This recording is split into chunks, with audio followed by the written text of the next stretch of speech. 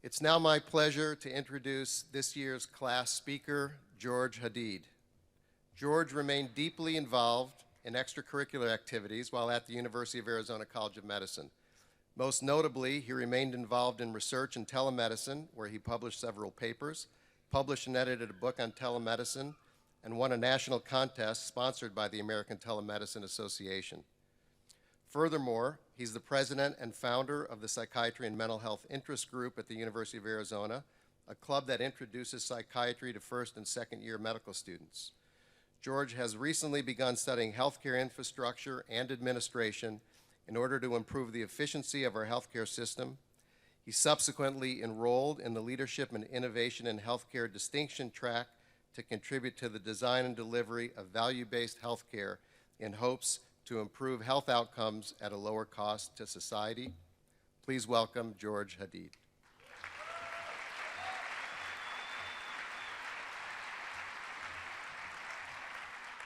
Thank you.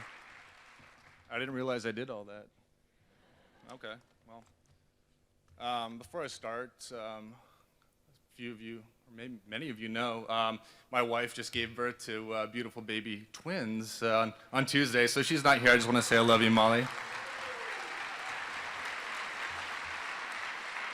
So she's here in spirit with us tonight, and that means I didn't get a chance to memorize my speech, so I apologize. But anyways, family, friends, faculty, staff, graduates, welcome to the graduation ceremony for the University of Arizona College of Medicine class of 2014. For the past 43 years, the tradition has been to let the most distinguished and accomplished medical student going into dermatology address the class one last time. Of course, to remind us about the dangers of acne and warts and sunburn and the yearly Botox treatments that we should get for all those unsightly wrinkles. Just ask Abhishek, how he got his Match.com profile to look so good. Yeah, got you. Well, unfortunately, that tradition ends today, so I will not be able to instill any of the importance of proper skincare and exfoliation in the desert. But I do have some rather amusing comments that I got on my dean's letter that should hopefully start the newest tradition here at the college, and, and that letting the student with the best rotation comments address the class. So, just for maybe next year. So anyways, to start, this is from my internal medicine rotation. George sometimes took the phrase, thinking outside the box too far, as his treatment plans mostly consisted of chicken soup, Skittles, and Sprite. Yeah, well, it helps. Surgery, this was an interesting one too. It was pretty inspiring. It said, George Good would be resident surgery, exclamation point, like 11 times. So that was pretty funny. Family medicine, that was a pretty wholesome rotation. I think we all enjoyed that. George loves to talk at length with his patients. However, he should use restraint when telling his story about how the Tucson SWAT team almost shot him and his entire family on Thanksgiving. This could possibly undermine the therapeutic doctor-patient relationship. Go figure. Anyways, and then from my psychiatry rotation. Sometimes I couldn't tell if George was the medical student or one of the patients.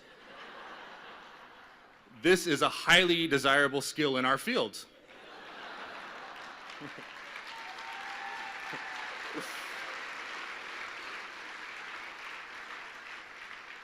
Either way, I'm humbled for the opportunity to be here to speak tonight and address everyone. It's hard to believe that it's been almost 4 years since our white coat ceremony, that day that solidified the fact that we would all be future doctors. We were happy, enthusiastic, ready to conquer the world. Do you remember those days, graduates? Dove had the hair of a young Patrick Stewart. Nafis had not yet become the ping pong champion or Uncle Phil look-alike champion. Sumit just had a Sweet 16 party. Lev's English was literally exactly as poor as it is today. And of course, Colin's jean shorts hadn't yet migrated north of mid-thigh. Those were the days. It is very fitting, though, that we end this chapter here at the University of Arizona in the same place it all began. The time in between has been full of trials, tribulations, and transformation. The biggest improvement probably has been our ability to take a comprehensive history in just a few short minutes, evolving mostly from those simple questions and casual conversations that we did in our first and second years to masters of the focus evaluation. We ask high-yield questions now. Questions like, have you passed gas? Did you poop today? And what color was the poop? Oh, and of course, the most important question, has the real doctor seen you today? Well, we certainly have a lot of people to thank for making this far. This day couldn't have happened without the commitment and dedication of the faculty, staff, administrators of the University of Arizona College of Medicine. There were thousands of other applicants you could have chosen in place of Eric Cambrick. In place of any one of us. But you saw something special in our applications and interviews, worthy of the privilege of being doctor. Since day one, you reinforced the notion that medicine is as much an art as a science, but were quick to remind us that there's no substitute for a strong foundation built on knowledge and curiosity. And above all, that our actions as healers must be founded upon empathy and compassion for others. Thank you for your mentorship, for your patience, and for the countless number of hours you've spent educating and training us. To our family and loved ones, thank you for your unconditional love and support throughout the years. When we were at the end of our rope, it was your encouragement that gave us the strength to pull ourselves back up. You understood the commitment required of a rigorous medical education, which often included extended periods of absence, many unanswered phone calls, and some very unfortunate weight gain. We don't say it enough, though, but we love you and we miss you. Graduates, listen up. Today is an achievement like none other. It is the culminating event of the seamlessly endless years of education, long sleepless nights, ridiculous amounts of standardized testing, and we've sacrificed so much to make it this far, and it's not even over yet. In between clerkships, sub-internships, applications, and interviews, we've tried to piece together as close to a normal life as we could, whether it was dating, getting married, starting a family, going to clinic-sanctioned events, volunteering in the community, or just squeezing in a quick trip around the world just for the heck of it.